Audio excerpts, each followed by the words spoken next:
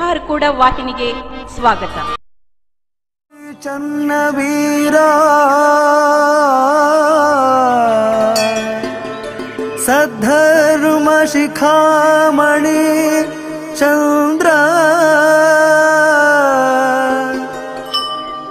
ದಾಸೋಹರತ್ನ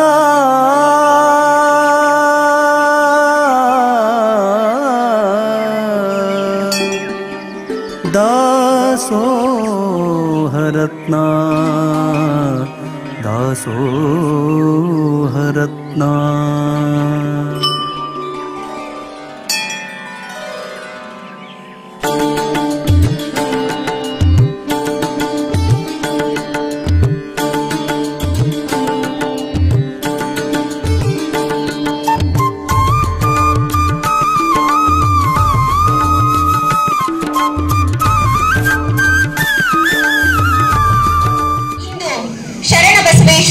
ವಿದ್ಯಾವರ್ಧಕ ಸಂಘ ಕಲಬುರಗಿ, ಎಸ್ಎಸ್ಕೆ ಬಸವೇಶ್ವರ ಕಲಾ ವಿಜ್ಞಾನ ವಾಣಿಜ್ಯ ಸ್ನಾತಕ ಮತ್ತು ಸ್ನಾತಕೋತ್ತರ ಮಹಾವಿದ್ಯಾಲಯ ಬಸವ ಕಲ್ಯಾಣ ಹಾಗೂ ಮಹಾತ್ಮ ಶ್ರೀ ಬಸವೇಶ್ವರ ಅಧ್ಯಯನ ಪೀಠ ಶರಣ ಬಸವ ವಿಶ್ವವಿದ್ಯಾಲಯ ಕಲಬುರಗಿ ಇವರ ಸಂಯುಕ್ತಾಶ್ರಯದಲ್ಲಿ ಪರಮ ಪೂಜ್ಯ ಡಾಕ್ಟರ್ ಶರಣ ಬಸವಪ್ಪ ಅಪ್ಪಾಜಿಯವರು ಮಹಾದಾಸೋಹ ಪೀಠಾರೋಹಣಗೈದು 40 ವರ್ಷಗಳು ಸಂದನ ಸವಿ ನೆನಪಿಗಾಗಿ ವಚನ ಸಾಹಿತ್ಯ ಬಹು ಶಿಸ್ತೀಯ ತಾತ್ವಿಕ ನೆಲೆಗಳು ಎಂಬ ವಿಷಯ ಕುರಿತು 2 ದಿನಗಳ ರಾಷ್ಟ್ರೀಯ ವಿಚಾರ ಸಂಕಿರಣವನ್ನು ಹಮ್ಮಿಕೊಳ್ಳಲಾಗಿದ್ದು, ತಮಗೆಲ್ಲರಿಗೂ ನಾನು ಈ ಒಂದು ವಿಚಾರ ಸಂಕಿರಣ ಕಾರ್ಯಕ್ರಮಕ್ಕೆ ಹಾರ್ದಿಕವಾದಂತಹ ಸ್ವಾಗತವನ್ನ ಕೋರುತ್ತೇನೆ.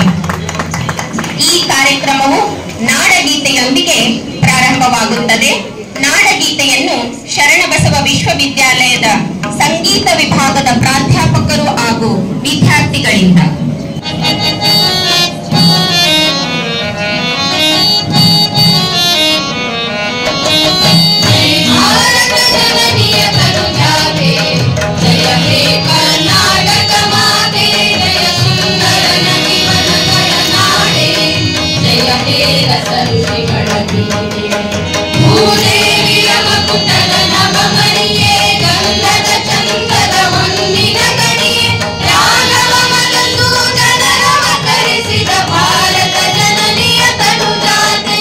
ಡಾಕ್ಟರ್ ಚನ್ನವೀರ ಶಿವಾಚಾರ್ಯರು ಹಾರ್ಕೂಡ್ ಇವರು ರಚಿಸಿರುವ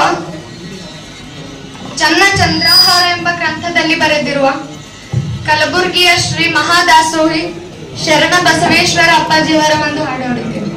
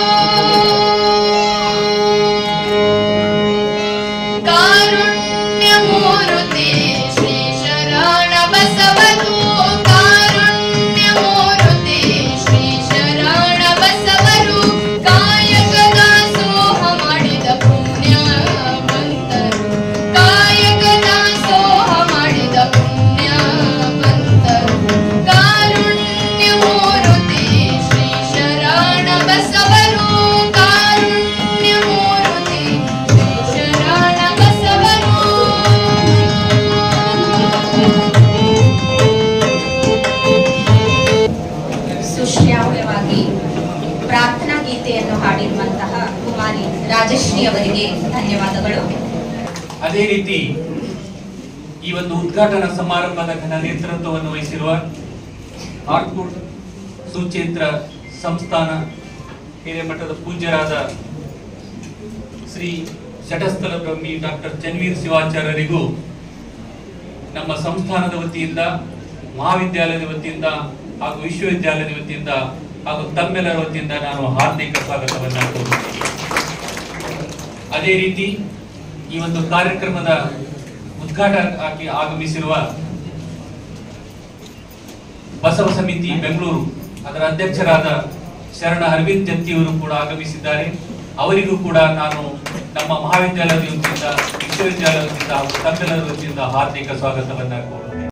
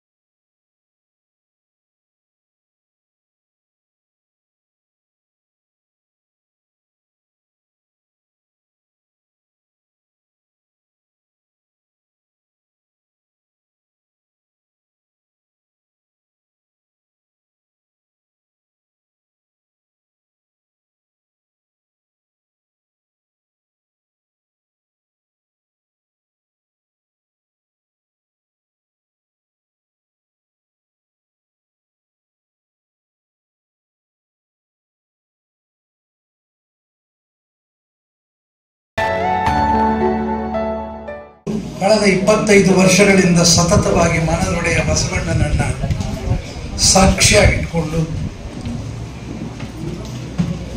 ಬಸವ ಪಥದಲ್ಲಿ ಸಾಗುವ ಪ್ರಯತ್ನ ಮಾಡಿದ್ದೇನೆ. ಹೀಗೆ ಈ ಸಂಸ್ಥೆಯನ್ನು ಉದ್ಘಾಟನೆ ಮಾಡೋದಕ್ಕೂ ನನ್ನ ಪೂಜೆ ಕಾರಣಕರ್ತರಾದರೂ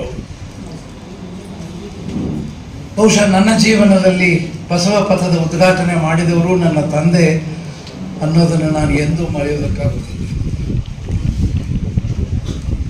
ನಾನೊಬ್ಬ ವ್ಯವಹಾರಸ್ಥನಾಗಿ ಬಹಳ ಅಪೂರ್ವವಾದ ಒಂದು ದೊಡ್ಡ ಸಂಸ್ಥೆಯನ್ನು ಹೊಂದಿ ವಿಶ್ವ ದಾಖಲೆಯನ್ನು ಸ್ಥಾಪಿಸ್ತಕ್ಕಂಥ ಒಂದು ಗೌರವವನ್ನು ಪಡೆದು ಇದ್ದಕ್ಕಿದ್ದ ಹಾಗೆ ನಮ್ಮ ತಂದೆಗೆ ಆಶೀರ್ವಾದ ಕೊಡಿ ಬಾಬಾ, ನನಗೆ ಆಶೀರ್ವಾದ ಕೊಡ್ರಿ ಅಂತ ಹೇಳಿ ಅವರ ಅಂತಿಮ ದಿನಗಳಲ್ಲಿ ಸುಮಾರು 91 ನಿನಗ್ಯಾಕೋ ಆಶೀರ್ವಾದ, ಎಲ್ಲ ಚಂದ ನಡೆದತ್ಲೆ ನಿನ್ನ ವ್ಯಾಪಾರ, ಅದಿಲ್ರಿ ಬಾಬಾ ನನಗೆ ಆಶೀರ್ವಾದ ಮಾಡ್ರಿ, ನಾವೆಲ್ಲ ಬಾಬಾ ಅಂತಿದ್ದೀವಿ. ತಲೆ ಮೇಲೆ ಕೈ ಇಟ್ಟು ನೀ ಬಸವಣ್ಣ ಆಗೋ, ನಿಂದೇ ದೊಡ್ಡ ಬದುಕು, ಅವ್ರು ಹುಡುಕೋತಾರ ಹೋಗು ಆ ಕಡೆ. ಅದರ ವಚನ ಸಾಹಿತ್ಯದ ಬಗ್ಗೆ ಎಲ್ಲೇ ಮಾತಾಡಿದರೂ ಕೂಡ ಭಾವ ಬೇರೆ ಇರ್ತದೆ. ಆದರೆ ಬಸವ ಕಲ್ಯಾಣದಲ್ಲಿ ಮಾತಾಡುವ ಒಂದು ಭಾವನೆ ಬೇರೆ ಆಗಿರ್ತದೆ. ಯಾಕಂತಂದ್ರೆ ಇದೇ ನೆಲದಲ್ಲಿ ಇದೇ ಪರಿಸರದಲ್ಲಿ ಕೂತು ಅವರು ಸ್ಥಳೀಯರು ಆದರು ಮತ್ತು ಜಾಗತಿಕ ಮಟ್ಟದ ಚಿಂತಕರು ಕೂಡ ಆದರು. ಸ್ಥಳೀಯತೆ ಮತ್ತು ವಿಶ್ವಾತ್ಮಕತೆ ಇವೆರಡನ್ನೂ ಕೂಡ ಬಹಳ ಅಪರೂಪವಾಗಿ ತಮ್ಮ ಮಾತುಗಳಲ್ಲಿ, ತಮ್ಮ ವಚನಗಳಲ್ಲಿ ಅವರು ನಿರ್ವಹಿಸಿದ ಕ್ರಮ ಏನಿದೆ ಅದು ಇವತ್ತು ಇಡೀ ಭಾರತ, ಇಡೀ ಜಗತ್ತು ಬಹಳ ಕಂಡು ಅಚ್ಚರಿ ಪಡ್ತಾ ಇದೆ. ನಮ್ಮ ಯುರೋಪಿನ ಚಿಂತಕರೇನಿದ್ರು ಅವರಿಗೆ ತಮ್ಮ ಜ್ಞಾನದ ಬಗ್ಗೆ ಒಂಥರ ಬಹಳ ಹೆಮ್ಮೆ ಇತ್ತು ಯುರೋಪಿನ ಚಿಂತಕರಿಗೆ. ಹೀಗಾಗಿನೇ ಅವರು ಎಲ್ಲೆಲ್ಲಿ ಬೇರೆ ಬೇರೆ ದೇಶಗಳನ್ನು ಆಕ್ರಮಿಸ್ತಾ ಹೋದ್ರು ತಮ್ಮ ಜ್ಞಾನವನ್ನೇ ಹರಡ್ತಾ ಹೋದ್ರು. ಪ್ಲೇಟೋ ಈ ತರ ಹೇಳ್ದ, ಟಿ.ಎಸ್. ಎಲಿಯಟ್ ಈ ತರ ಹೇಳಿದ್ರು, ಬಹಳ ಬೇರೆ ಬೇರೆ ಜಗತ್ತಿನಲ್ಲಿ. ಆದ್ರೆ ಯಾವಾಗ ಅವರು ಏಷ್ಯಾದ ದೇಶಗಳಿಗೆ ಬಂದ್ರು ಅವರಿಗೆ ಅನ್ನಿಸ್ಲಿಕ್ಕೆ ಶುರು ಆಯಿತು, ಪಶ್ಚಿಮ ಬರೀ ಕಲಿಸ್ಬೇಕಾಗಿಲ್ಲ, ಅದು ಪೂರ್ವದಿಂದ ಕಲಿನೂ ಬೇಕಾಗಿದೆ ಅಂತ ಹೇಳಿ ಅನ್ನಿಸ್ತು ಅವರಿಗೆ. ಅವಾರ್ಡ್ ಸಿಕ್ತು. ವಿದ್ಯೆಯಲ್ಲಿ ನೀಡುವಲ್ಲಿ, ವಿದ್ಯಾದಾನ ಮಾಡುವಲ್ಲಿ ಪೂಜ್ಯ ಅಪ್ಪ ಅವರಿಗೆ ಮೀರಿಸ್ಲಿಕ್ಕಾಗಲ್ಲ ಅಂತ ಹೇಳಿ ವಿದ್ಯಾ ಭಂಡಾರಿ ಅಂತ ಹೇಳಿ ಕರೀತಾರೆ. ಸೊ ಇವತ್ತಿನ ಸಮಾಗಮ ಭಕ್ತಿ ಭಂಡಾರಿ, ದಾಸೋಹ ಭಂಡಾರಿ, ವಿದ್ಯಾ ಭಂಡಾರಿಯ ತ್ರಿವೇಣಿ ಸಂಗಮದ ಅಂತ ಹೇಳಿ ನನಗೆ ಅನಿಸ್ತದೆ. ಇನ್ನೊಂದು ಮಾತು ನಿಮಗೆ ಹೇಳಬೇಕು, ನಾನು ಬೀದರ್ ಜಿಲ್ಲೆಯವನು. ಯಾವಾಗಲೂ ಈ ಕಾಲೇಜಿನ ಇನ್ವಿಟೇಷನ್ ಬಂದಾಗ ನಾವು ಇನ್ವಿಟೇಷನ್ ಬರ್ತದೆ ಅಂತ ಹೇಳಿ ಕಾಯ್ತೀವಿ ಅಷ್ಟು. ನಮ್ಮ ಮನೆಗೆ ಬಂದಂಗಾಗುತ್ತೆ.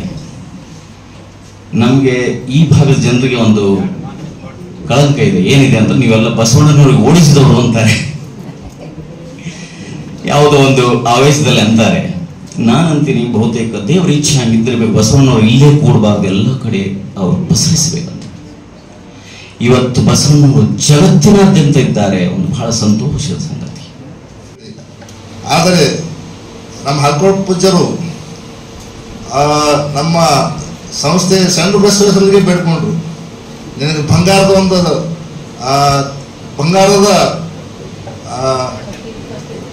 ತೊಟ್ಟದು ನಿಮಗೆ ಅರ್ಪಣೆ ಮಾಡ್ತೀನಿ ಅಂತೇಳಿ ಅಡ್ವಾನ್ಸ್ ಆಗೇ ಮಾಡಿದ್ರು. ಒಂದು ಮಗು ಹುಟ್ಟಲಿ ಮುಂದಿನ ಇದರಲ್ಲಿ ಅರ್ಪಣೆ ಮಾಡಿದ್ರೆ 1 ವರ್ಷದ ಒಳಗೆ ಅವ್ರು ಹುಟ್ಟಿದ ದಿವಸಕ್ಕೆ ತಮ್ಮವರು ಹುಟ್ಟಾಗಿ ಬಂದರು. ಅಂದರೆ ಭಕ್ತಿ ಅಂದ್ರೆ ಎಷ್ಟು ಹೇಗಿರುತ್ತೆ ಅಂದರೆ, ಅದೇ ಬಂದಂಥ ನಮ್ಮ ಪೂಜ್ಯರಿಗೂ ಕೂಡ ಪಾದಕ್ಕೆ ವಂದಿಸಿ, ಬೆಂಗಳೂರಿಂದ ಬಸವ ಸಮಿತಿಯ ಅಧ್ಯಕ್ಷರು ಬೆಂಗಳೂರಿಂದ ನಿಮಗೋಸ್ಕರ ಬಂದು ನಿಮ್ಗೆಲ್ಲರಿಗೂ ಬಹಳ ಸವಿಸ್ತಾರವಾಗಿ ಸ್ವಲ್ಪ ಸಮಯದಲ್ಲಿ ಬಹಳ ದೊಡ್ಡದಾಗಿ ಎಲ್ಲ ಬಸವಣ್ಣವ್ರ ಬಗ್ಗೆ ಹೇಳಿದಂಥ ಅರವಿಂದ್ ಜತ್ತಿ ಅಣ್ಣವರಿಗೂ ಕೂಡ ಈ ಸಂದರ್ಭದಲ್ಲಿ ನಮಸ್ಕಾರ ಮಾಡಿ, ನಮ್ಮ ಜೊತೆಗೆ ಬಂದಂಥ ನಮ್ಮ ವಿಶ್ವವಿದ್ಯಾಲಯದ ರಿಜಿಸ್ಟ್ರಾದ ಬಿಡಿಒ ಸರ್ ಅವರೇ ಮತ್ತು ಸೆಂಟ್ರಲ್ ಯೂನಿವರ್ಸಿಟಿ ಪ್ರಾಧ್ಯಾಪಕರಾದ ಡಾಕ್ಟರ್ ವಿಕ್ರಮ್ ಅವರೇ, ನಮ್ಮ ಆತ್ಮೀಯರಾದ ಶಶಿಕಾಂತ್ ದುರ್ಗೆ ಅವರೇ, ಮತ್ತು ಈ ಎರಡು ದಿವಸ ಸಂಕೀರ್ಣಕ್ಕೆ ಬಹಳ ಸನ್ನಿಸಲ್ಪಟ್ಟದಂಥ ನಮ್ಮ ಕಲ್ಯಾಣರಾವ್ ಪಾಟೀಲ್ ಅವರೇ, ಮತ್ತು ನಮ್ಮ ಈ ಕಾಲೇಜಿನ ಯಂಗ್ ಡೈನಾಮಿಕ್ ಆದ ಪ್ರಾನ್ಸಿಪಲ್ ಆದ ಬಸವರಾಜ್ ಜೋಳಿ ಅವರೇ, ಮತ್ತು ನಮ್ಮ ಜೊತೆಗೆ ಬಂದಂಥ ನೀಲಾಂಬಿಕಾ ಮೇಡಮ್ ಅವರೇ, ಎಲ್ಲ ಉಪಸ್ಥಿತರು, ಎಲ್ಲ ನಮ್ಮ ಪ್ರೊಫೆಸರ್ಸರೇ ಮತ್ತು ವಿದ್ಯಾರ್ಥಿನಿಯರೇ, 2 ದಿವಸ ಏನು ವಿಚಾರ ಸಂಕೀರ್ಣ ಇಟ್ಟಿದ್ರೆ ಬಹಳ ಜತ್ತಿ ಅಣ್ಣವ್ರು ಹೇಳೋದಾಗೆ ಬಹಳ ನೀವು ಒಂದೊಂದು ವರ್ಡ್ ಸುಧಾ ಅದ್ರ ಬಗ್ಗೆ ಬಹಳ ಮಹತ್ವ ಇದೆ. ನಾವೆಲ್ಲರೂ ಭಾಗ್ಯ ಅನ್ಬೇಕು. ಯಾಕಂದ್ರೆ 12ನೇ ಶತಮಾನದಲ್ಲಿ ಒಬ್ಬ ಮನುಷ್ಯ ಆಗ್ಬೇಕಾದ್ರೆ ಬರೀ ವಚನ ಸಾಹಿತ್ಯ ತಿಳ್ಕೊಂಡ್ರೆ ದೊಡ್ಡ ಮನುಷ್ಯ ಆಗ್ತಾನೆ. ಅಂತ ವಚನ ಸಾಹಿತ್ಯ 12ನೇ ಶತಮಾನದಲ್ಲಿ ಎಲ್ಲರಿಗೂ ಅಂದ್ರೆ ಜಾತಿ ಇಲ್ಲ, ಮತ ಇಲ್ಲ, ಲಿಂಗ ಭೇದ ಇಲ್ಲ, ಅದನ್ನು ತಿಳ್ಕೊಂಡ್ರೆ ಸಾಕು ನಾನು ಬಹಳ ದೊಡ್ಡ ಮನುಷ್ಯ, ಅಂದ್ರೆ ದೊಡ್ಡ ಮನುಷ್ಯ ಆಗ್ಬೋದು. ಮೊದಲೇ ನಾವು ಹೆಂಗ್ ನಡಿಬೇಕನ್ನೋದನ್ನು ಅದಕ್ಕೆ ಕಲಿಸ್ಕೊಟ್ಟಿದ್ದಾರೆ. ಅದಕ್ಕೆ ನಾವು ನೀವು ಸೇರಿ ಈಗ ಹೇಗೆ ನಮ್ಮ ಅಯೋಧ್ಯ ರಾಮನ ಒಂದು ದೊಡ್ಡ ಇದನ್ನು ಕಟ್ಟಡ ಮಾಡ್ತಾ ಇದ್ದಾರೆ, ನಮ್ದು ಬಸವ ಕಲ್ಯಾಣವು ಅದಕ್ಕಿಂತ ದೊಡ್ಡದಾಗಿ ಒಂದು ನಾವು ಇಲ್ಲಿ ಅನುಭವ ಮಂಟಪ ಮಾಡ್ತಾ ಇದ್ದಾರೆ. ಅದು ಸರ್ಕಾರ ನಾವು ನೀವೆಲ್ಲ ಒತ್ತು ಕೊಟ್ಟು ಇನ್ನೂ ಹೆಚ್ಚಿನ ಈ ಭಾಗಕ್ಕೆ ಸುಮಾರು ಅಂದ್ರೆ ಈ ಭಾಗಕ್ಕೆ ಬಂದ್ರೆ ಪುಣ್ಯ ಅಂತ ತಿಳ್ಕೊಳ್ಳುವಂತ ಶಕ್ತಿ ನಾವೆಲ್ಲರೂ ಮಂದಿಗೆಲ್ಲ ತಿಳಿಸ್ಬೇಕಾಗ್ತದೆ. ಯಾಕಂದ್ರೆ ಈ ಭಾಗ ಸಾಮಾನ್ಯ 12ನೇ ಶತಮಾನದಲ್ಲಿ ಮಾಡಿದ ಕಾರ್ಯ ಈ ಭಾಗಕ್ಕೆ, ನಮ್ಮ ಕೆಂಪು ಭೂಮಿ ಈ ಭಾಗ ಬಹಳ ದೊಡ್ಡ ಶ್ರೇಷ್ಠವಾದದ್ದು. ಬಗ್ಗೆ ನಾವು ಬಂದು ಹೋಗಲು ಅನುಭವ ಮಂಟಪ ಒಂದು ನಾವು ನೋಡಿ ಅಂದ್ರೆ ಚೆನ್ನಾಗಿ ಮಾಡ್ತಾ ಇದ್ದಾರೆ. ಮುಂಬರುವ ದಿನದಲ್ಲಿ 4-5 ವರ್ಷದಲ್ಲಿ ನಂಗೆ ಅನ್ಸೋ ಮಟ್ಟಿಗೆ ಸುಮಾರು ದಿವಸಕ್ಕೆ ಒಂದು 25-30 ಸಾವಿರ ಜನ ಬಂದು ಹೋಗೋ ಟೂರಿಸ್ಟ್ ಪ್ಲೇಸ್ ಮಾಡ್ತಾ ಇದ್ದಾರೆ. ಅದು ನಮ್ಮ ಜತ್ತಿ ಅಣ್ಣವರು ಬಹಳ ಇದರಲ್ಲಿ ಶ್ರಮಿಸ್ತಾ ಇದ್ದಾರೆ. ಆದರೆ ನಾವು ಸರ್ಕಾರಕ್ಕೆ ನೀವು ಒತ್ತು ಕೊಟ್ಟು ಈ ಭಾಗ ಅಯೋಧ್ಯ ತರನೇ ಇಲ್ಲಿಯೂ ಕೂಡ ನಮ್ಮ ಬಸವಣ್ಣ ನಾಡಿಗೆ ಎಲ್ಲ ರೀತಿಯಿಂದ ಸೌಕರ್ಯ ಬರಬೇಕು. ನಾನಾ ವಿದೇಶದಿಂದ ಬರುವ ಜನರಿಗೆ ನಾವು ಅನುಕೂಲ ಮಾಡುವಂತ ವ್ಯವಸ್ಥೆ ಆಗಬೇಕು. ಸ್ನಾತಕ ಮತ್ತು ಸ್ನಾತಕೋತ್ತರ ಮಹಾವಿದ್ಯಾಲಯ ಬಸವ ಕಲ್ಯಾಣ ಹಾಗೂ ಮಹಾತ್ಮ ಶ್ರೀ ಬಸವೇಶ್ವರ ಅಧ್ಯಯನ ಪೀಠ ಶ್ರೀ ಶರಣಬಸವ ವಿಶ್ವವಿದ್ಯಾಲಯ ಕಲಬುರಗಿ ಇವರ ಸಂಯುಕ್ತ ಆಶ್ರಯದಲ್ಲಿ ಪರಮ ಪೂಜ್ಯ ಮಹಾದಾಸೋಹಿ ಅನುಭಾವಿ ಡಾಕ್ಟರ್ ಶರಣಬಸವಪ್ಪ ಅಪ್ಪಾಜಿಯವರ ಮಹಾದಾಸೋಹ ಪೀಠಾರೋಹಣಗೈದು 40 ವರ್ಷಗಳು ಸಂದ ಸವಿ ನೆನಪಿಗಾಗಿ ಹಮ್ಮಿಕೊಂಡಿರುವಂತಹ ರಾಷ್ಟ್ರೀಯ ವಿಚಾರ ಸಂಕಿರಣದ ಉದ್ಘಾಟನಾ ಸಮಾರಂಭದ ಇಂದಿನ ಪಾವನ ಪವಿತ್ರ ಕಾರ್ಯಕ್ರಮದಲ್ಲಿ ತಮ್ಮ ದಿವ್ಯ ಚೇತನದ ಮುಖಾಂತರವಾಗಿ ಈ ಕಾರ್ಯಕ್ರಮಕ್ಕೆ ಯಶಸ್ಸನ್ನು ನೀಡಿರುವಂತಹ ಅನುಭಾವಿಗಳಾದ ವಿದ್ಯಾ ಭಂಡಾರಿ ಪರಮ ಪೂಜ್ಯ ಡಾಕ್ಟರ್ ಶರಣಬಸವಪ್ಪ ಅಪ್ಪಾಜಿಯವರನ್ನು ಸ್ಮರಿಸಿ ಮಾತೋಶ್ರೀ ಪೂಜ್ಯ ಡಾಕ್ಟರ್ ದಾಕ್ಷಾಯಣಿ ಎಸ್ ಅಪ್ಪ ಅವರನ್ನು ಸ್ಮರಿಸಿ, 9ನೇ ಪೀಠಾಧಿಪತಿಗಳಾಗಿರುವಂತಹ ಪರಮ ಪೂಜ್ಯ ಚಿರಂಜೀವಿ ದೊಡ್ಡಪ್ಪ ಅಪ್ಪ ಅವರನ್ನು ಸ್ಮರಿಸಿ, ಇಂದಿನ ಪಾವನ ಪವಿತ್ರ ಕಾರ್ಯಕ್ರಮದ ಉದ್ಘಾಟನೆಯನ್ನು ಮಾಡಿರುವಂತಹ, ಬಸವ ತತ್ವವನ್ನೇ ತಮ್ಮ ಜೀವನದ ಉಸಿರಾಗಿರಿಸಿಕೊಂಡು ಕಾರ್ಯವನ್ನು ಮಾಡುತ್ತಿರುವಂತಹ, ಇಡೀ ಜಗತ್ತಿನಲ್ಲಿಯೇ ಬಸವ ಭಕ್ತರಾಗಿ ಹೆಸರನ್ನು ಗಳಿಸಿರುವಂತಹ ಕೀರ್ತಿ ಯಾರಿಗಾದ್ರೂ ಸಲ್ತಾ ಇದ್ರ ಅದು ಅರವಿಂದ ಜಗ್ಗಿಯವರಿಗೆ ಸಲ್ತಾ ಇದೆ ಅನ್ನುವಂಥ ಮಾತನ್ನು ಕೂಡ ಪ್ರೀತಿಯಿಂದ ಹೇಳಬೇಕಾಗ್ತಾ ಇದೆ. ಅಂಥವರು ತಮ್ಮ ಅಮೃತ ಹಸ್ತದಿಂದ ಈ ಕಾರ್ಯಕ್ರಮವನ್ನ ಉದ್ಘಾಟನೆ ಮಾಡಿದ್ದಾರೆ. ಆಶಯ ನುಡಿಯನ್ನ ಹೇಳಿರುವಂತಹ ಅನುಭಾವಿ, ಕಿರಿಯ ವಯಸ್ಸಿನಲ್ಲಿ ಹಿರಿದಾದ ಅನುಭವ ಸಾಹಿತ್ಯವನ್ನ ಅನುಭವಿಸಿರುವಂತಹ ಸನ್ಮಾನ್ಯ ಶ್ರೀ ವಿಕ್ರಮ್ ವಿಸಾಜಿ ಅವರೇ, ವೇದಿಕೆ ಮೇಲೆ ಉಪಸ್ಥಿತರಿರುವಂತಹ ಶಶಿಕಾಂತ್ ದುರ್ಗೆ ಅವರೇ ಮತ್ತು ಅನಿಲ್ ಕುಮಾರ್ ಬಿಡವೆ ಅವರೇ, ನಮ್ಮ ಅನುಭಾವಿಗಳೇ, ಎಲ್ಲ ಹಿರಿಯರೇ, ಬಸವರಾಜ್ ಎವಲೆ ಅವರೇ, ಕಲ್ಯಾಣರಾಜಿ ಪಾಟೀಲ್ ಅವರೇ, ಸಾರಿಕಾ ದೇವಿ ಅವರೇ ಮತ್ತು ಇಲ್ಲಿಯ ಪ್ರಾಚಾರ್ಯರಾಗಿರ್ತಕ್ಕಂಥ ಶ್ರೀ ಬಸವರಾಜ್ ಎವಲೆ ಅವರೇ ಮತ್ತು ಎಲ್ಲ ಅನುಭಾವಿಗಳೇ, ಹಿರಿಯರೇ, ಮಾತೆಯರೇ, ಶ್ರೀ ಬಸವರಾಜಪ್ಪ ದೇಶಮುಖರವರೇ, ಎಲ್ಲ ಅನುಭಾವಿಗಳೇ, ನಿಮ್ಮೆಲ್ಲರ ಹೃದಯ ಮಂದಿರದಲ್ಲಿರ್ತಕ್ಕಂಥ ಪರಮಾತ್ಮನ ಶ್ರೀ ಚರಣಕ್ಕೆ ಶರಣ ಶರಣಾರ್ಥಿಗಳು. ಇಂದಿನ ಪವಿತ್ರ ಸಮಾರಂಭ ನೋಡಿದಾಗ ಬಹಳ ಸಂತೋಷ ಆಗ್ತಾ ಇದೆ. ನಿಜವಾಗಿ ಈ ಕಾರ್ಯಕ್ರಮ ಯಾರ ದಿವ್ಯ ಶಕ್ತಿಯಿಂದ ನಡೀತಾ ಇದೆ ಅಂದ್ರೆ ನಮ್ಮ ನಾಡಿನ ಚೈತನ್ಯ ಶಕ್ತಿ ಆಗಿರುವಂತಹ, ಇಡೀ ನಮ್ಮ ನಾಡಿನ ಆರಾಧ್ಯ ಮೂರ್ತಿ ಆಗಿರುವಂತಹ ಮಹಾದಾಸೋಹಿ ಶರಣಬಸವೇಶ್ವರ ಕೃಪಾಶೀರ್ವಾದದಿಂದ ಈ ಕಾರ್ಯಕ್ರಮ ನಡೀತಾ ಇದೆ ಅನ್ನುವಂತಹ ಭಾವನೆ ನನ್ನದಾಗಿದೆ. ಯಾಕೆಂದರೆ ಒಬ್ಬ ಮಹಾತ್ಮ ಅಂತ ಯಾರಿಗೆ ಕರೀತಾ ಇದ್ದಾರಂದ್ರ, ಸಂಸ್ಕೃತಕಾರರು ಬಹಳ ಚೆನ್ನಾಗಿ ಹೇಳ್ತಾ ಇದ್ದಾರೆ, ಮನಸ್ಸೇಕಂ ವಚಸ್ಸೇಕಂ ಕರ್ಮಂಡೇಕಂ ಮಹಾತ್ಮನಃ. ಈ ಶ್ಲೋಕದ ಅರ್ಥ ಏನಂದ್ರ, ಮನಸ್ಸಿನಲ್ಲಿರುವುದು ಮಾತಿನಲ್ಲಿ, ಮಾತಿನಲ್ಲಿರುವುದು ಕೃತಿಯಲ್ಲಿ. ಮನಸ್ಸು ಮಾತು ಕೃತಿಯನ್ನ ಒಂದಾಗಿರಿಸಿಕೊಂಡು ಇಡೀ ನಾಡಿನ ಜನತೆಯ ಹೃದಯದ ದೇವರಾಗಿ ಯಾರು ಬಾಳಿದ್ದಾರಂದ್ರ ಪರಮ ಪೂಜ್ಯ ಮಹಾದಾಸೋಹಿ ಕಲಬುರಗಿ ಶರಣಬಸವೇಶ್ವರರು ಬಾಳೆ ಬೆಳಗಿದ್ದಾರೆ. ಅಂಥವರ ದಿವ್ಯ ಶಕ್ತಿಯಿಂದ ಶ್ರೀ ಶರಣಬಸವೇಶ್ವರ ವಿದ್ಯಾವರ್ಧಕ ಸಂಘ ಸ್ಥಾಪನೆಯಾಗಿದೆ. ಇದನ್ನು ಸ್ಥಾಪನೆ ಮಾಡಿದಂತ ಮಹಾನ್ ಶರಣರಂದ್ರ ಪರಮ ಪೂಜ್ಯ ದೊಡ್ಡಪ್ಪ ಅಪ್ಪ ಅವರು. ದೊಡ್ಡಪ್ಪ ಅಪ್ಪ ಅವರು ಹಚ್ಚಿರುವಂತಹ ಚಿಕ್ಕ ಸಸಿ, ಚಿಕ್ಕ ಬೀಜವನ್ನ ಹೆಮ್ಮರವಾಗಿ ಮಾಡಿದಂತಹ ಕೀರ್ತಿ ಪರಮ ಪೂಜ್ಯ ಡಾಕ್ಟರ್ ಶರಣಬಸವಪ್ಪ ಅಪ್ಪ ಅವರಿಗೆ ಸಲ್ತಾ ಇದೆ. ಅಂಥವರ ಒಂದು ಮಾರ್ಗದರ್ಶನದಲ್ಲಿ ಈ ಕಾರ್ಯ ನಡೀತಾ ಇದೆ ಅನ್ನುವಂತಹ ಮಾತನ್ನ ಈ ಸಂದರ್ಭದಲ್ಲಿ ಹೇಳಿ, ಇಂತಹ ಪವಿತ್ರ ಸಂದರ್ಭದಲ್ಲಿ ಅಪ್ಪವರು 40 ವರ್ಷ ಕಾರ್ಯವನ್ನು ಮಾಡಿದ್ದಾರೆ. ಶೈಕ್ಷಣಿಕವಾಗಿ, ಸಾಹಿತ್ಯಿಕವಾಗಿ, ಧಾರ್ಮಿಕವಾಗಿ, ನೈತಿಕವಾಗಿ ಅನೇಕ ರೀತಿಯಾಗಿರುವಂತಹ ಕಾರ್ಯವನ್ನ ಜನಮಾನಸಕ್ಕೆ ಮುಟ್ಟಿಸಿದ್ದಾರೆ. ಅವರ ಜೀವಿತದ ಅವಧಿಯಲ್ಲಿ ಪೂಜ್ಯ ಡಾಕ್ಟರ್ ಶರಣಬಸವಪ್ಪ ಅಪ್ಪ ಅವರ ಜೀವಿತದ ಅವಧಿಯಲ್ಲಿ ಮಹತ್ವವಾಗಿರ್ತಕ್ಕಂತಹ ಒಂದು ಕಾರ್ಯ ಅಂದ್ರ, ಇಡೀ ಭಾರತ ದೇಶದ ಇತಿಹಾಸದಲ್ಲಿಯೇ ಪಾರ್ಲಿಮೆಂಟ್ ಮುಂದ, ಸಂಸತ್ ಭವನದ ಮುಂದೆ ಬಸವೇಶ್ವರರ ಮೂರ್ತಿಯನ್ನು ಅನಾವರಣ ಮಾಡಿರ್ತಕ್ಕಂತಹ ಕೀರ್ತಿ ಡಾಕ್ಟರ್ ಅಪ್ಪ ಅವರಿಗೆ ಸಿಗ್ತಾ ಇದೆ. ಅಂತಹ ಅದ್ಭುತವಾಗಿರುವಂತಹ ಕಾರ್ಯವನ್ನ ಪರಮ ಪೂಜ್ಯ ಡಾಕ್ಟರ್ ಶರಣಬಸವಪ್ಪ ಅಪ್ಪ ಅವರು ಮಾಡಿದ್ದಾರೆ. ಇಂದು ವಿಶೇಷವಾಗಿ ನಮಗೆ ಬಹಳ ಖುಷಿ ಆಗ್ತಾ ಇದೆ. ಈ ನಾಡಿನಲ್ಲಿ ಮಹಾಯೋಗಿಯಾಗಿ ಬಾಳಿ ಬೆಳಗಿದಂಥವರು ಹಾರ್ಕೂಡದ ಚನ್ನಬಸವ ಶಿವಯೋಗಿಗಳವರು. ಅಂಥ ಮಹಾಯೋಗಿಗಳ ಶಿಖರದ ಕಳಸಾರೋಹಣ ಕಾರ್ಯಕ್ರಮ ನಮ್ಮ ನಾಡಿನಲ್ಲಿ ಸಾವಿರಾರು ಪೂಜರಿದ್ದಾರೆ. ಆದ್ರೂ ಕೂಡ ಶಿಖರದ 1987 ಇಸ್ವಿಯಲ್ಲಿ ಹಾರ್ಕೋಡ್ ಮಠದ ಚನ್ನಬಸವ ಶಿವಯೋಗಿಗಳ ಶಿಖರದ ಕಳಸಾರೋಹಣದ ಕಾರ್ಯಕ್ರಮವನ್ನು ಮಾಡಿದಂತಹ ಕೀರ್ತಿ ಪೂಜ್ಯ ಡಾಕ್ಟರ್ ಶರಣಬಸವಪ್ಪ ಅವರಿಗೆ ಸಿಗ್ತಾ ಇದೆ. ಇಂತಹ ಮಹಾನ್ ಅನುಭಾವಿಗಳು ಸ್ವತಃ ಸಾಹಿತಿಗಳಾಗಿ, ಕವಿಗಳಾಗಿ ದಾಸೋಹ ಸೂತ್ರವನ್ನು ಅನೇಕ ರೀತಿಯಾಗಿರ್ತಕ್ಕಂತಹ ಗ್ರಂಥಗಳನ್ನು ಅವರು ಬರೆದಿದ್ದಾರೆ. ಅಷ್ಟೇ ಅಲ್ಲ, ಈ ನಾಡಿಗೆ ಅದ್ಭುತವಾಗಿರ್ತಕ್ಕಂಥ ಕಾರ್ಯವನ್ನು ಮಾಡುವಂತಹ 9ನೇ ಪೀಠಾಧಿಪತಿ ಚಿರಂಜೀವಿ ದೊಡ್ಡಪ್ಪ ಅಪ್ಪ ಅವರಿಗೆ ಕೂಡ ಅವರು ಕೊಟ್ಟು ಹೋಗಿದ್ದಾರೆ. ಅಂತ ಮಹಾತ್ಮರ ಆಶಯದಲ್ಲಿ ಅವರೊಂದು ಕೃಪಾಶೀರ್ವಾದದಿಂದ ಈ ಕಾರ್ಯವನ್ನ ಮಾಡ್ತಾ ಇದ್ದಾರೆ. ಇಂಥ ಪವಿತ್ರ ಪರಿಸರದಲ್ಲಿ ಇವತ್ತು ರಾಷ್ಟ್ರೀಯ ವಿಚಾರ ಸಂಕಿರಣದ ಕಾರ್ಯಕ್ರಮವನ್ನು ಹಮ್ಮಿಕೊಂಡಿದ್ದೀರಿ. ನಿಜವಾಗಿ ವಚನ ಸಾಹಿತ್ಯದ ಬಗ್ಗೆ ಹೇಳಬೇಕಾದ್ರೆ ಫಗು ಹಳಕಟ್ಟಿ ಅವರ ಮಹತ್ವದ ಒಂದು ಮಾತನ್ನು ಹೇಳ್ತಾ ಇದ್ದಾರೆ. ದೇವವಾಣಿ ಜನವಾಣಿಯಾಗದಿದ್ದಾಗ ಜನವಾಣಿಯನ್ನೇ ದೇವವಾಣಿ ಮಟ್ಟಕ್ಕೆ ಏರಿಸಿದಂತಹ ಕೀರ್ತಿ ವಚನಕಾರರಿಗೆ ಸಲ್ತಾ ಇದೆ ಅನ್ನುವಂಥ ಮಾತನ್ನು ಪಟ್ಟಿಯವರು ಹೇಳ್ತಾರೆ.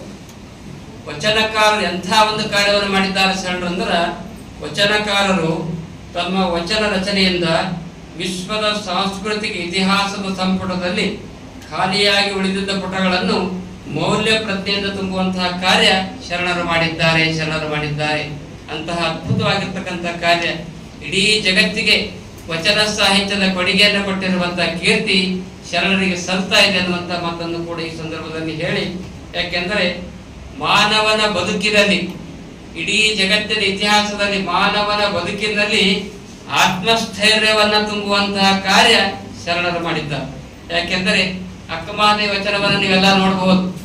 ಅವ್ರು ಹೇಳ್ತಾ ಇದ್ದಾರೆ, ತಾಯಿ ಅಕ್ಕಮಹಾದೇವಿ ಹೇಳ್ತಾ ಇದ್ದಾಳೆ, ನಮ್ಗೆ ಸ್ವಲ್ಪ ಸಂಕಟ ಬಂದಾಗ ನೀವು ಯಾವುದೋ ಸ್ವಾಮಿಗಳ ಹತ್ತಿರ ಹೋಗಿ ಎರಡೆರಡು ತಾಯಿಗಳನ್ನು ಕಟ್ಕೊಂಡು ಬರ್ತೀರಿ, ಹಳ್ಳಿಯಲ್ಲಿ ಕಟ್ಕೊಂಡು ಬರ್ತಾರೆ. ನಮ್ಗೆ ಸಂಕಟ ಆದಾಗ, ಮನಸ್ಸಿಗೆ ನೋವಾದಾಗ, ಅಪ್ಪೋರ ಬಹಳ ತ್ರಾಸಾಗ್ಯದ ನಮಗೆ ಮಾಡ್ಸ್ಯಾರ ಅಂತ ತಿಳ್ಕೊಂಡು ಹೇಳಿದಾಗ 4 ತಾಯಿಗಳನ್ನ ಕೊಳ್ಳಾಗ ಹಾಕೊಂಡ್ ಬರ್ತಾರೆ. ಆದ್ರ ಅಕ್ಕಮಹಾದೇವಿ ತಾಯಿತವನ್ನ ಕಟ್ಟುವರಂತ ಹೇಳಲಿಲ್ಲ, ತಾಳ್ಮೆಯಿಂದ ಆತ್ಮಸ್ಥೈರ್ಯದಿಂದ ಜೀವನವನ್ನು ಸಾಗಿಸ್ರಿ ಅನ್ನುವಂಥ ತತ್ವವನ್ನು ಅಕ್ಕಮಹಾದೇವಿ ಶರಣರು ಕೊಟ್ಟಿದ್ದಾರೆ. ಅವರು ತಮ್ಮ ವಚನದಲ್ಲಿ ಹೇಳ್ತಾ ಇದ್ದಾರೆ, ನಾವ್ ಏನಾದ್ರೂ ಕಷ್ಟ ಬಂದಾಗ ನಮ್ಗೆ ನೋವು ಆಗ್ತಾ ಇದೆ, ಆದ್ರೆ ಅಕ್ಕಮಹಾದೇವಿ ತಾಯಿ ಹೇಳ್ತಾ ಇದ್ದಾಳ, ನನ್ಗೆ ಬಹಳ ಕಷ್ಟಗಳು ಬರ್ಲಿ, ನನಗೆ ಸಂಕಟಗಳು ಬರ್ಲಿ, ನನಗೆ ದುಃಖ ಬರ್ಲಿ ಅನ್ನುವಂತಹ ಕೇಳುವಂತಹ ಶಕ್ತಿ ಅಕ್ಕಮಹಾದೇವಿ ತಾಯಿಯಲ್ಲಿ. ಅದಕ್ಕಾಗಿ ಹೇಳ್ತಾ ಇದ್ದಾರೆ ತಮ್ಮ ವಚನದಲ್ಲಿ, ಮನೆ ಮನೆ ಕೈಯೊಡ್ಡಿ ಬೇಡುವಂತೆ ಮಾಡಯ್ಯ, ಬೇಡಿದಡೆ ಆರೂ ಇಕ್ಕದಂತೆ ಮಾಡಯ್ಯ, ಇಕ್ಕಿದೊಡೆ ನೆಲಕ್ಕೆ ಬೀಳುವಂತೆ ಮಾಡಯ್ಯ, ನೆಲಕ್ಕೆ ಬಿದ್ದೊಡೆ ನಾನು ಎತ್ತಿಕೊಳ್ಳುವುದಕ್ಕೆ ಮುನ್ನವೇ ಶುನಿ ಎತ್ತಿಕೊಂಡು ಹೋಗುವಂತೆ ಮಾಡಯ್ಯ ಚೆನ್ನ ಮಲ್ಲಿಕಾರ್ಜುನ. ಇದು ಒಂದು ವಚನ ನಮ್ಮ ತಾಯಂದ್ರು ಇವತ್ತು ಮನಸ್ಸಿನಾಗ ಇಟ್ಕೊಂಡ್ರಂದ್ರ ಆತ್ಮಹತ್ಯೆ ಕಾರ್ಯ ಎಲ್ಲಿ ನಡೆಯುವುದಿಲ್ಲ. ಒಂದೇ ಒಂದು ವಚನ, ಇಡೀ ಸ್ತ್ರೀ ಕುಲ, ಭಾರತ ದೇಶದ ಸ್ತ್ರೀ ಕುಲ ಇದೊಂದು ವಚನವನ್ನ ಅರ್ಥ ಮಾಡಿಕೊಂಡ್ರ ಯಾರು ಕೂಡ ಆತ್ಮಹತ್ಯೆ ಅಂತ ದುರ್ಘಟನೆಗೆ ಹೋಗುವುದಿಲ್ಲ ಅನ್ನುವಂತ ಮಾತು ಈ ಸಂದರ್ಭದಲ್ಲಿ ಹೇಳ್ತಾ ಇದ್ದೀನಿ. ಅದಕ್ಕಾಗಿ ಆದ್ರ ಈಗಾಗಲೇ ಸಮಯ ಬಹಳ ಆಗ್ಯದ, ಸಂಕ್ಷಿಪ್ತವಾಗಿ ನನ್ನ ಮಾತನ್ನು ಮುಗಿಸ್ತಾ ಇದ್ದೇನೆ. ಆದ್ರ ಇಂದಿನ ಸ್ತ್ರೀಯರು, ಕೆಲವು ಸ್ತ್ರೀಯರು ಹೆಂಗಿರ್ತಾರ ಅಂದ್ರ, ಒಂದು ಚಿಕ್ಕ ಜೋಕ್ ಹೇಳ್ತೀನಿ, ಚಿಕ್ಕ ಜೋಕ್. ಈಗಾಗಲೇ ಸಮಯ ಬಹಳ ಆಗ್ಯದ, ಒಂದು ಜೋಕ್ ಹೇಳ್ತೀನಿ. ಒಬ್ಬ ಹೆಣ್ಮಗಳು ಅತ್ತಿ ಸೊಸಿ ಜಗಳ ಆಡಿ ಕೈದಾಗ ಕಂದೆಯಲ್ಲಿ ಹಿಡ್ಕೊಂಡು ಬರ ಬರ ಬರ ಬರ ಊರ್ ಹೊರಗಡೆ ಹೋಗ್ತಾ ಇದ್ರು. ಎದುರುಗಡೆ ಒಬ್ಬ ಸಂತರು ಬರ್ತಾ ಇರ್ತಾರ, ಏನಮ್ಮ ತಾಯಿ ಎಲ್ಲಿಗೆ ಹೋಗ್ತಾ ಇದ್ದಿ? ನಮ್ಮ ಅತ್ತಿ ಕಾಟ ಭಾಳ ಆಗ್ಯದ್ರಿ, ಅದಕ್ಕಾಗಿ ನಾನು ಆತ್ಮಹತ್ಯೆ ಮಾಡ್ಕೋಬೇಕಂತ ತಿಳ್ಕೊಂಡು ಹೊಂಟೀನಿ. ರಾತ್ರಿ 11 ಗಂಟೆ ಸಮಯ ಆಗಿತ್ತು. ಕೈದಾಗ ತಾಯಿ ಆ ಹೆಣ್ಮಗಳು ಕಂದೆಯಲ್ಲಿ ಹಿಡಿದಿದ್ರು. ಅಮ್ಮ ತಾಯಿ, ನೀನು ಆತ್ಮಹತ್ಯೆ ಮಾಡಿಕೊಳ್ಳಕಂತ ಹೊಂಟೀರಿ, ಅದ್ರ ಕೈದಾಗ ಕಂದೆಯಲ್ಲಿ ಯಾಕೆ ಹಿಡಿದಿದೆ ಅಂತ ತಿಳ್ಕೊಂಡು ಕೇಳಿದಾಗ, ಅವು ಚೇಳು ಏನೋ ಬರ್ತಾವ ತಿಳ್ಕೊಂಡು ಅವು ಚೇಳು ಬರ್ತಾವ ತಿಳ್ಕೊಂಡು ಹಿಡಿದಿದ್ದೆ ಅಂತ. ಇಂಥ ಮಾತನ್ನ ಯಾಕೆ ಹೇಳ್ತೀನಿ ಅಂದ್ರೆ, ಕೆಲವರು ನಾನೇನು ಇರ್ಬೋದು, ಇಲ್ಲೆಲ್ಲ ಎಲ್ಲ ಹೆಣ್ಮಕ್ಳು ಆತ್ಮಸ್ಥೈರ್ಯವನ್ನು ತುಂಬಿದಂತ ವಿದ್ಯಾರ್ಥಿಗಳು ವಿದ್ಯಾರ್ಥಿನಿಯರು ಬಂದಿದ್ದೀರಿ, ಎಲ್ಲ ಅನುಭವಿ ತಾಯಂದಿರು ಬಂದಿದ್ದೀರಿ. ನಮ್ಮ ಮೇಡಮ್ ಅವ್ರು ಕೂತಾರೆ, ಆತ್ಮಸ್ಥೈರ್ಯವನ್ನ ತುಂಬಿಕೊಂಡಿರ್ತಕ್ಕಂಥ, ದಿವ್ಯ ಶಕ್ತಿಯನ್ನು ತುಂಬಿಕೊಂಡಿರ್ತಕ್ಕಂಥ ಎಲ್ಲ ನಾರಿಯರು ಹೆಣ್ಮಕ್ಳು ತಾವು ಬಂದಿದ್ದೀರಿ. ಆದ್ರೆ ಜೋಕಿಗಾಗಿ ಆ ಮಾತನ್ನ ಹೇಳಿದೆ. ಅದಕ್ಕಾಗಿ ನಿಜವಾಗಿ ಆತ್ಮಸ್ಥೈರ್ಯವನ್ನು ತುಂಬುವಂತಹ ಕಾರ್ಯ ನಿಜವಾಗಿ ನಮ್ಮ ನಾಡಿನಲ್ಲಿ ಶರಣರು ತುಂಬಿದ್ದಾರೆ. ನಮ್ಮ ಬಿಡುವೆ ಸರ್ ಅವರು ಒಂದು ಮಾತನ್ನು ಹೇಳಿದ್ರು, ಕಲ್ಯಾಣದಾಗ ನಾವು ಮಾತಾಡುವಾಗ ಕಲ್ಯಾಣದವ್ರಿಗೆ ಕೆಲವರು ಏನೋ ಒಂದು ಮಾತಾಡ್ತಾರೆ ತಿಳ್ಕೊಂಡು ಹೇಳಿದ್ರು, ಬಸವಣ್ಣವ್ರಿಗೆ ಓಡಿಸಿರಿ ಅಂತ ಅಂತಾರೆ. ಆದ್ರೆ ನಮ್ಮ ಕನ್ನಡದ ಒಬ್ಬ ಕವಿ ಒಂದ್ ಕಡೆ ಹೇಳ್ತಾ ಇದ್ದಾರ, ಯಾರು ಜಗತ್ತಿನಲ್ಲಿ ದಾರ್ಶನಿಕರಾಗಿ ವಿಭೂತಿ ಪುರುಷರಾಗಿ ಜಗತ್ತನ್ನ ತಿದ್ದುವಂತಹ ಕಾರ್ಯವನ್ನ ಯಾವ ಮಹಾತ್ಮರು ದಾರ್ಶನಿಕರು ಮಾಡಿದಾರಲ್ಲ, ಅವರ ಘಟನೆ ಬಹಳ ಕಡೆ ದುರಂತವಾಗಿ ಅಂತ್ಯಗೊಂಡಿದೆ.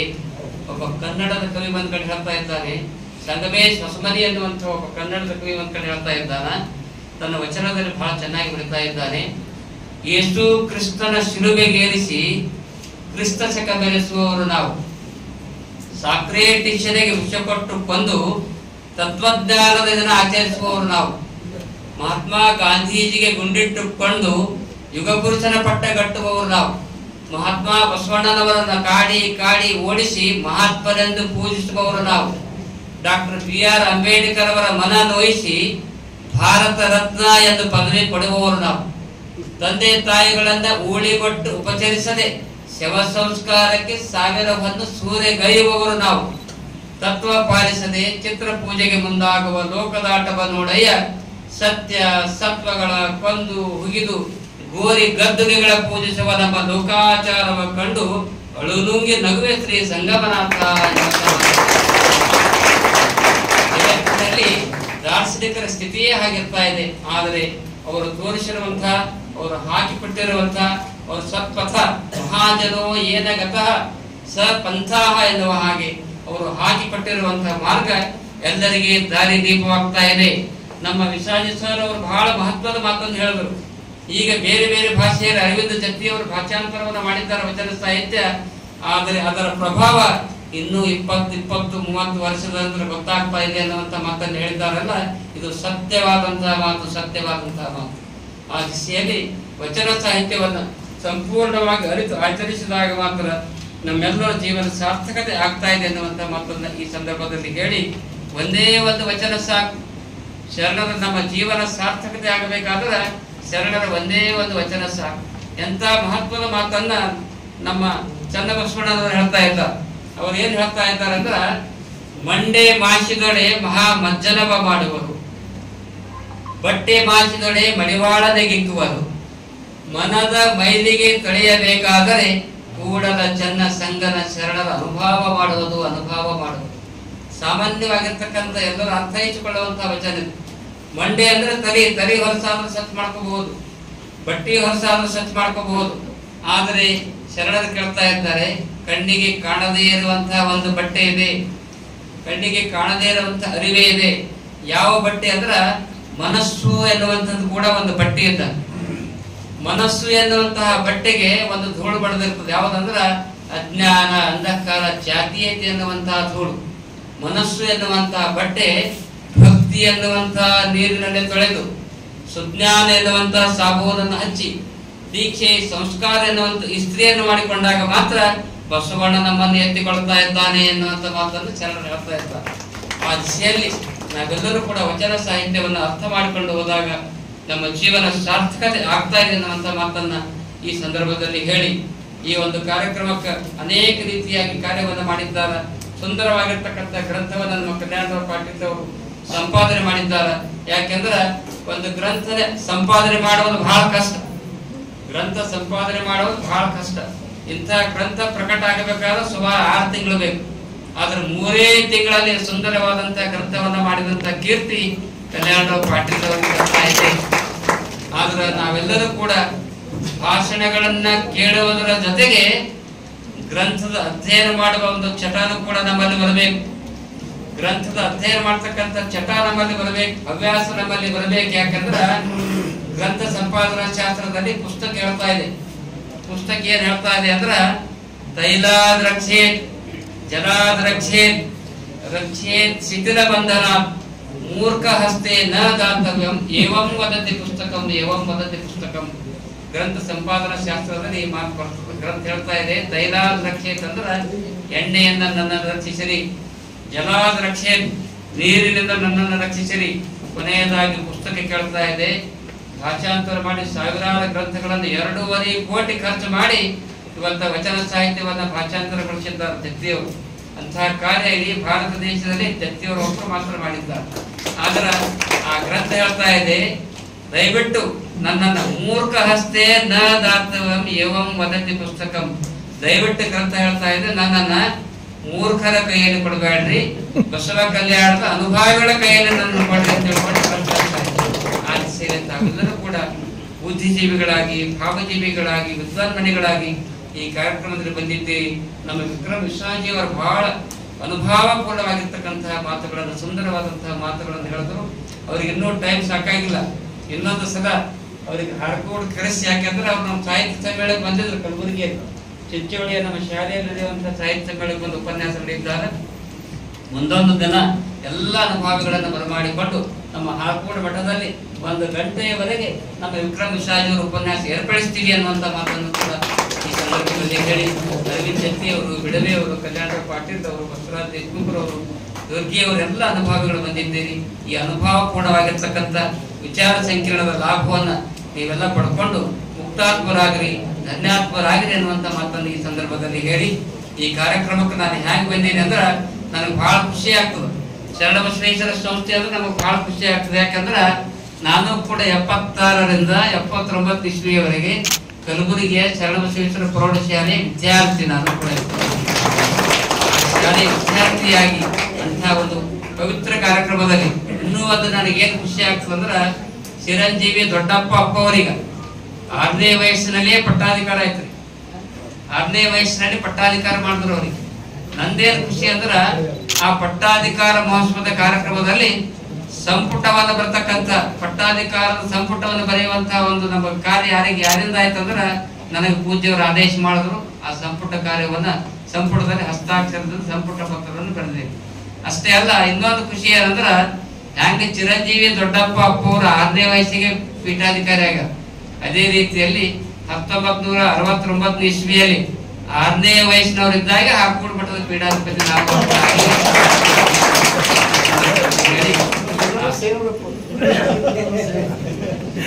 ಅವ್ರು ಹೇಳಿದ್ರು. ಯಾಕಂದ್ರ ಬಹಳ ಜನ ಅಪ್ಪವ್ರಿಗೆ ವಯಸ್ಸಾದಾಗ ಬಹಳ ಜನ ಅಂತಿದ್ರು, ಅಪ್ಪವ್ರಿಗೆ 80 ವಯಸ್ಸಾಗದ್ರಿ, ಈಗೇನ್ ಗಂಟು ಹುಡ್ತಾನ, ಆಗಲ್ರಿ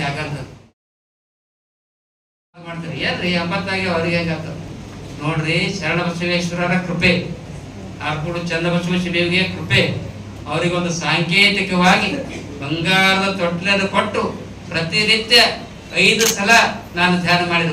ಒಂದು ವರ್ಷದ ಪರ್ಯಂತರವಾಗಿ ಧ್ಯಾನ ಮಾಡಿದೆ. ಗಂಡು ಮಗು ಜನಿಸಿದ ತಿಳ್ಕೊಂಡು ಹೇಳಿದಾಗ ನಮ್ದು 57ನೇ ವಯಸ್ಸಿನಲ್ಲಿ ನವೆಂಬರ್ 1ನೇ ತಾರೀಕಿನಲ್ಲಿ 55ನೇ ಜನ್ಮೋತ್ಸವ ಕಲಬುರಗಿಯಲ್ಲಿ ನಡೆದಾಗ ಶರಣ ಬಸವೇಶ್ವರ ಗುಡಿಗೆ ಹೋಗಿ ಮಂಗಳಾರತಿ ಮಾಡ್ತಕ್ಕಂಥ ಸಂದರ್ಭದಲ್ಲಿ ಅಪ್ಪ ನಮಗೆ ಫೋನ್ ಮಾಡಿದ್ರು, ಅಪ್ಪವ್ರಿಗೆ ನಮಗೆ ಗಂಡ ಮಗ ಜಾಸ್ತಿ. ಭಾವೈಕ್ಯತೆಯ ಸಮಾಗಮ, ಭಾವೈಕ್ಯತೆಯ ಸಂಗಮ, ಭಕ್ತಿಯ ಸಂಗಮ, ಆ ದಿಸೆಯಲ್ಲಿ ಒಂದು ಚಿರಂಜೀವಿ ದೊಡ್ಡಪ್ಪ ಅಪ್ಪ ಅವರು ಉದಯವಾಗಿದೆ. ಅವರು ಈ ನಾಡಿನಲ್ಲಿ ಇನ್ನೂ ಎತ್ತರ ಮಟ್ಟಕ್ಕೆ ಬೆಳೆಯಲಿ. ಇಂತಹ ಸಂದರ್ಭದಲ್ಲಿ ಆ ಶರಣ ಬಸವೇಶ್ವರ ಸಂಸ್ಥಾನದ ಬಗ್ಗೆ ಬರೆದಿರುವಂತಹ ಪದ್ಯವನ್ನ ನಮ್ಮ ರಾಜಶ್ರೀ ದಿಲೀಪ್ ಕುಮಾರ್ ಸ್ವಾಮಿಯವರು ಬಹಳ ಸುಶ್ರಾವ್ಯವಾಗಿ ಹಾಡಿದ್ರು. ಯಾವಾಗ ಬರೆದ್ರಿ ಅಂತ ಹೇಳಿದ್ರೆ ನಮ್ಮ ಬಿಡುವೆ ಸರ್, ಇದೆಲ್ಲ ಕವರ್ಗಳು ಯಾವಾಗ ಬರೆದ್ರಿ ಅಪ್ಪ. ಆದ್ರೆ ಎಲ್ಲರಿಗೆ ಜಗತ್ತಿಗೆ ಬಹಳ ತ್ರಾಸ ಆಯ್ತ್ರಿ ಕೊರೋನಾ ಆಗಿ. ಆದ್ರೆ ನಮ್ಮಿಂದ ಆ ಸಂದರ್ಭದ 3 ಗ್ರಂಥಗಳ ರಚನೆ ಆದವು. ಜಗತ್ತಿಗೆ ತ್ರಾಸ ಆಯ್ತು. ಅದ್ರ ಖರೆ ಚಂದ ಚಂದ್ರಹಾರ ಎನ್ನುವಂತ ಕವರ ಸಂಕಲನ ಕೂಡ ಅದೇ ಸಂದರ್ಭದಲ್ಲಿ 3 ವರ್ಷದಲ್ಲಿ ಬರೆದಿದ್ದೀವಿ ಅನ್ನುವಂತ ಮಾತನ್ನು ಕೂಡ ಈ ಸಂದರ್ಭದಲ್ಲಿ ಹೇಳಿ, ಅವರು ಬಹಳ ಸುಂದರವಾಗಿ ನಮ್ಮ ರಾಜಶ್ರೀ ದಿಲೀಪ್ ಕುಮಾರ್ ಸ್ವಾಮಿಯವರು ಹಾಡಿದ್ದಾರೆ. ಅವರನ್ನ ನಮ್ಮ ಶರಣ ಬಸವೇಶ್ವರ ಸಂಸ್ಥಾನಕ್ಕೆ ಬರಮಾಡಿಕೊಂಡು ಅಪ್ಪವರು ಎದುರು ಈ ಪದ್ಯ ಹಾಡಿಸ್ತೀನಿ ಅಂತ ತಿಳ್ಕೊಂಡು ಕೂಡ ಬಸವರಾಜ ದೇಶಮುಖರು ಹೇಳಿದ್ದಾರೆ. ಅವರು ಇನ್ನೂ ಎತ್ತರ ಮಟ್ಟಕ್ಕೆ ಸಂಗೀತಗಾರರಾಗಿ ಬೆಳೆಯಲಿ. ಎಲ್ಲ ವಿದ್ಯಾರ್ಥಿಗಳು ವಿದ್ಯಾರ್ಥಿನಿಯರು ಈ ಕಾರ್ಯಕ್ರಮದಲ್ಲಿ ಭಾಗಿಯಾಗಿದ್ದೀರಿ. ನಿಮ್ಮದೊಂದು ಪುಣ್ಯದ ಹರ ಪೂಜೆ ಬಹಳ ಲಕ್ಷಪಟ್ಟು ಕೇಳಿ ವಿದ್ಯಾರ್ಥಿಗಳು. ಹರ ಪೂಜೆ ಗುರು ಸೇವೆ ವರ ಪುಣ್ಯವಿಲ್ಲದೆ ಬರಿದೇ ಸುಖ ಭೋಗಬಹುದು ದೊರಕುವುದಂತೆ ಆತ್ಮ ಎನ್ನುವ ಹಾಗೆ ನೀವು ಬೇರೆ ಬೇರೆ ಕಾಲೇಜಿನಲ್ಲಿ ಓದಬಹುದು. ಆದ್ರ ಶರಣ ಬಸವೇಶ್ವರರ ಕಾಲೇಜಿನಲ್ಲಿ ಯಾರು ಓದ್ತೀರಿ, ಇದು ಸಾಮಾನ್ಯವಾಗಿರ್ತಕ್ಕಂಥ ಕಾಲೇಜ್ ಅಲ್ಲ, ಶಿವನ ಕೈಲಾಸವೇ ಇಲ್ಲಿ ನೆಲೆಸಿದೆ. ನಿಮ್ಮ ಉಜ್ವಲ ಭವಿಷ್ಯ ಇಂತಹ ಪವಿತ್ರ ಸ್ಥಾನದಲ್ಲಿ ಈ ಕಾಲೇಜಿನಲ್ಲಿ ಬಿಡಿ ಜೊತೆಯವರು ಶಂಕುಸ್ಥಾಪನೆ ಮಾಡಿದ್ದಾರೆ. ಅಪ್ಪವರು ಈ ಕಾಲೇಜನ್ನು ಪ್ರಾರಂಭ ಮಾಡಿದ್ದಾರೆ. ಇಂತಹ ಒಂದು ಪವಿತ್ರ ನೆಲದಲ್ಲಿ ನೀವು ಕುಂತು ಓದ್ತೀರಿ ಅಂದ ಮೇಲೆ ಒಂದೊಂದು ದಿನ ಈ ಸಂಸ್ಥೆಯ ವಿದ್ಯಾರ್ಥಿಗಳು ಪ್ರಧಾನಮಂತ್ರಿಯಾಗಲಿ ರಾಷ್ಟ್ರಪತಿಯಾಗಿ ಬೆಳೆಯಲಿ ಅನ್ನುವಂಥ ಮಾತನ್ನು ಕೂಡ ಈ ಸಂದರ್ಭದಲ್ಲಿ ಆಶಿಸಿ ಎರಡು ಮಾತುಗಳನ್ನು ಮುಕ್ತಾಯ. ಶರಣಾರ್ಥಿಗಳು. ಈಗ ಕಾರ್ಯಕ್ರಮದ ಕೊನೆ ಘಟ್ಟ ವಂದನೆ.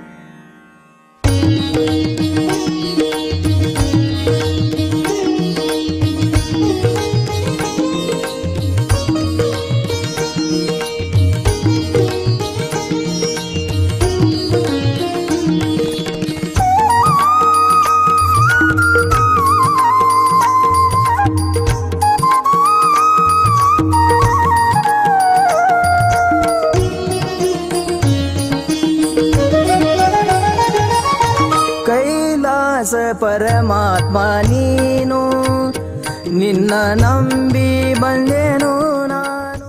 ಈ ವಾಹಿನಿಯನ್ನು ನಿರಂತರವಾಗಿ ವೀಕ್ಷಿಸಲು ಯೂಟ್ಯೂಬ್ನಲ್ಲಿ ಶ್ರೀ ಹಾರಕೂಡ SRIHARKOOD ಎಂದು ಟೈಪ್ ಮಾಡಿ. ನಮ್ಮ ಈ ಚಾನೆಲ್ಗೆ ಸಬ್ಸ್ಕ್ರೈಬ್ ಮಾಡಿ, ಬೆಲ್ ಅನ್ನು ಒತ್ತಿರಿ.